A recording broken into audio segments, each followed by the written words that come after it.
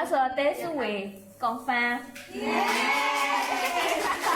တဲစုဝေက confirm ကို basic salary က950ဒီနောက်တစ်ယောက်ပြောမယ်နော်ဝါဘယ်သူလဲနန်းချယ်ရီပွင့်ပါနန်းချယ်ရီပွင့်မသိဘူးနန်းချယ်ရီပွင့်က basic salary 950ပါ950နော်ဒီနောက်တစ်ယောက်ကကြတော့တဲမမဝင်းပါသူရဲ့ business salary ကကြတော့ surprise သူက Chinese အားတော်တယ်လေအဲ business salary က650ပါ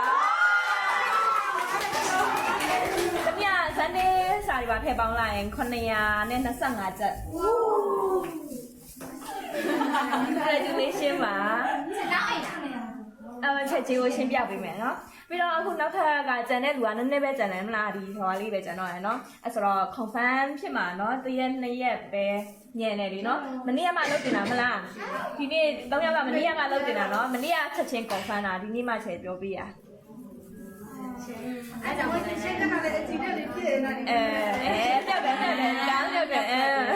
ရှင်းအဲ့ဒါကိုလည်းလည်းရအောင်တော့တော့မကန်လိုက်ရအောင် confirm သွားရင်ဟဲ့ရှင်အလုပ်မတင်ခင်ကတည်းကရှင်တဘောလုံးကင်ထားရလေဘောလုံးကန်ဘောလုံးတဘောလုံးကင်ထားရ